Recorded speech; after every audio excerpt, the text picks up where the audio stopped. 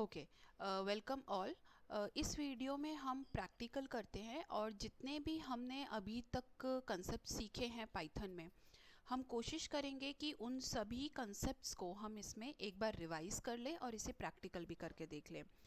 तो जैसा कि आप सबको याद होगा, ये एक एटम एडिटर है और इसमें जब भी हम कोई प्रोग्राम बनाते हैं तो आप कोशिश करिए कि उसे पहले किसी नाम से और .py एक्सटेंशन से सेव कर दीजिए, ताकि जब भी हम कुछ टाइप करें तो जो एटम एडिटर है वो अपने आप हमें कुछ वैल्यूएबल सजेशंस और कलर कोडिंग के थ्रू रीडेबिलिटी को इम्प्रूव कर दे। राइट तो मैंने क्या किया है, एटम खोल के यहाँ नंबर चेकर .py नाम से एक फ़ाइल बना ली है। राइट तो आइए हम स्टार्ट करते हैं। तो हमने जो सबसे पहली चीज़ देखी थी कि किस तरह से हम वेरिएबल्स को इसमें डिक्लेयर कर सकते हैं और वेरिएबल्स में हम कुछ असाइन कर सकते हैं। ठीक है, तो आइए मैं एक a नाम का वेरिएबल बना लेती हूँ और a की वैल्यू को सपोज हम कुछ सेट कर देते हैं, से 33। ठीक है, और अब हम इसको प्रिंट करा के देख लेते। तो जो हमने प्रिंट फंक्शन पढ़ा था, ठीक है, तो वो उसका हम यूज़ कर रहे हैं। और प्रिंट हमने देखा था कि द नंबर इज़, प्रिंट हमने देखा था कि हम मल्टीपल चीज़ों को कॉन्केटिनेट कर सकते हैं, जोड़ सकते हैं एक कॉमा से। राइट तो यहाँ हमने प्रिंट किया है a, the number is a। Right तो इसको सेव कर लेते हैं और आइए इसको हम जल्दी से एग्जीक्यूट कर देते हैं। तो प्रोग्राम एग्जीक्यूट करने के लिए हम उस फोल्डर में गए, पाइथन प्रोग्राम्स नाम का हमारा एक फ़ोल्डर है जहाँ numchecker.py फाइल सेव है।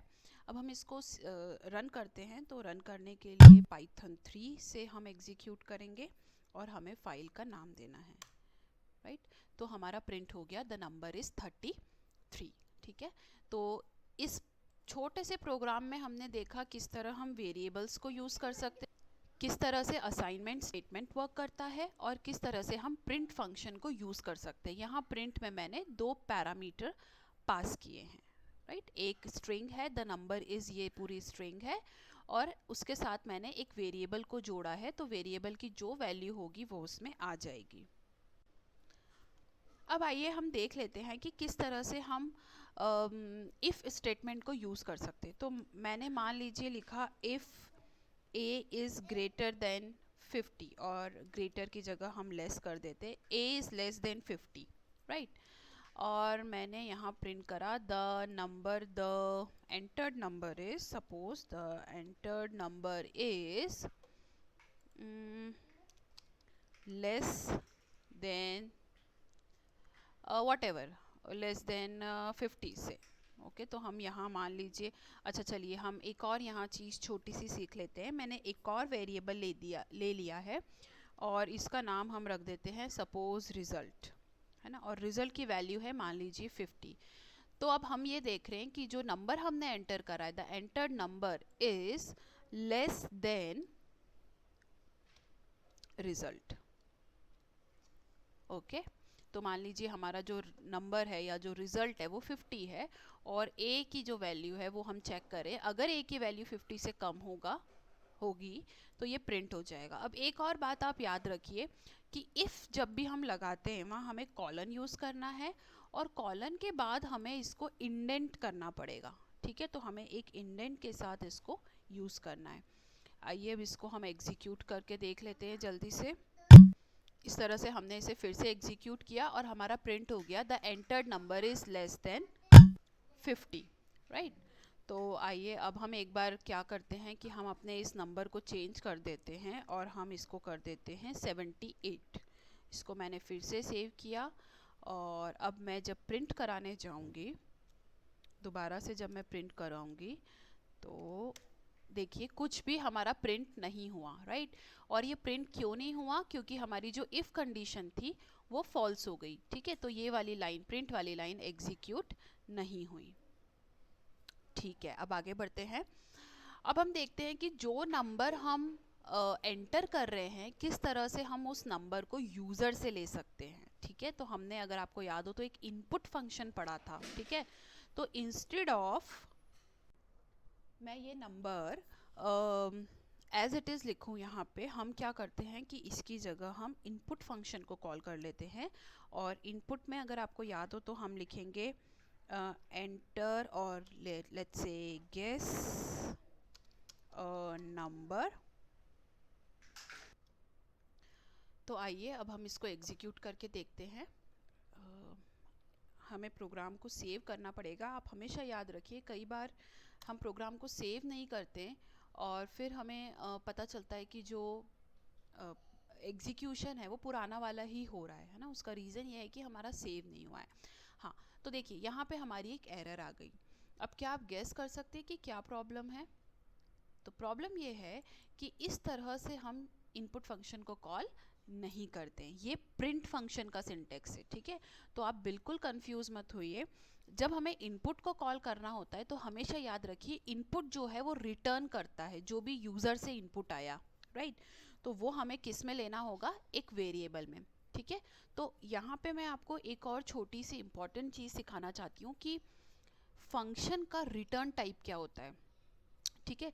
तो कोई भी फंक्शन जो होता है वो कुछ वैल्यू को रिटर्न करता है, और वो वैल्यू रिटर्न करने के लिए अगर कुछ हमें लेना होता है तो हमें उसको, मतलब कुछ फंक्शंस में ऐसा होता है कि आपको वैल्यू को लेना पड़ता है, ठीक है, किसी एक वेरिएबल में असाइन करना पड़ता है, ठीक है।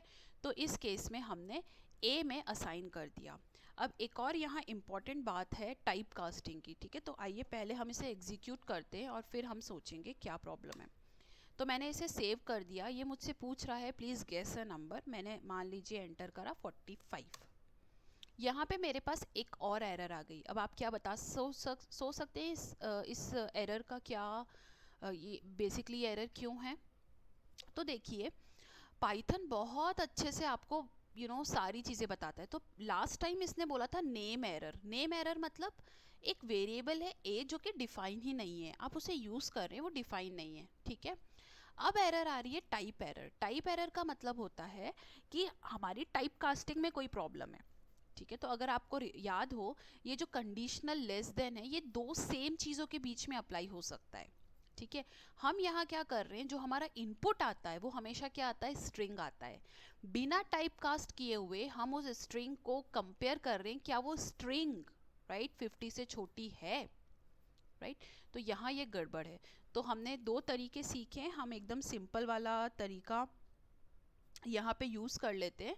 हम इंट फंक्शन को कॉल डायरेक्टली यहीं करते हैं कि जब भी इनपुट आए आप उसको टाइप कास्ट कर दीजिए। दूसरा तरीका क्या था? आप बाद में ए को टाइप कास्ट कर लीजिए, ठीक है। तो मैंने इसे यहाँ सेव कर दिया और और अब हम हमारे टर्मिनल को ओपन करते हैं, प्रोग्राम को एग्जीक्यूट करते हैं। अब मैंने यहाँ 45 डाला। The entered number is less than 50, ठीक है। आप चाहें तो यहाँ एक छोटी सी स्पेस दे सकते हैं तो थोड़ा सा रीडेबिलिटी इंक्रीज हो जाएगी, बस, ठीक है। तो अब हम एक बार और चेक कर लेते हैं। एक बार स्क्रीन को क्लियर करते हैं, फिर से रन करते हैं प्रोग्राम को। Please enter a number. अब अगर मैं 50 से बड़ा नंबर एंटर करती हूँ तो कुछ प्रिंट नहीं होगा। अगर मैं 50 से छोटा नंबर एंटर करती हूँ तो हमारा प्रिंट हो जाएगा the entered number is less than 50, okay. तो आई होप यहाँ तक सभी को क्लियर होगा।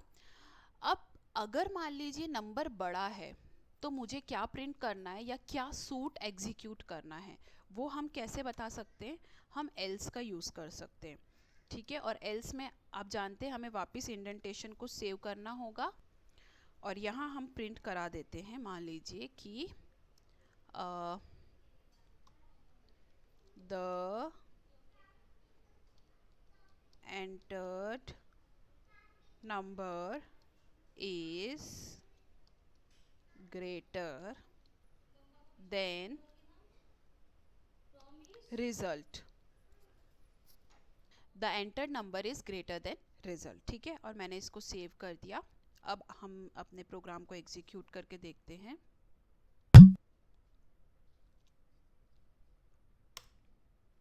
अब मान लीजिए मैंने डाला 12, हमारा मैसेज आया the entered number is less than 50। और अगर मैं डालती हूँ 89 तो मैसेज आता है the entered number is greater than 50, ठीक है, ओके, ग्रेट। अब मान लीजिए मैं डालती हूँ नंबर 50। अब यहाँ आ रहा है the entered number is greater than 50। आप बता सकते हैं इसका रीज़न क्या है?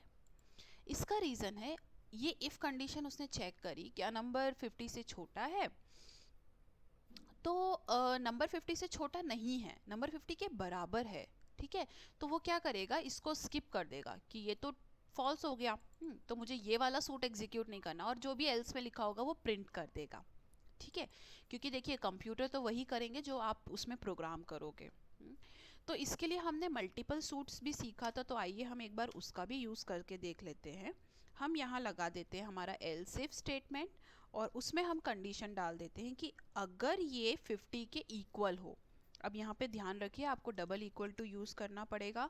क्यों? क्योंकि यहाँ पे हम असाइनमेंट नहीं कर रहे हैं, यहाँ पर हम क्या करना चाहते हैं, यहाँ पर हम बोलना चाहते हैं कि ये नंबर हमें चेक करना है कि क्या ये number equal to I mean 50 है, ठीक है, उसके बराबर है, ये चेक करना है। तो चेक करने के लिए डबल इक्वल टू का साइन, ठीक है। ये बहुत लोग यहाँ पे बहुत मिस्टेक करते हैं, स्टार्टिंग में जब आप प्रोग्रामिंग करेंगे तो इस जगह बहुत मिस्टेक हो सकती है, ठीक है।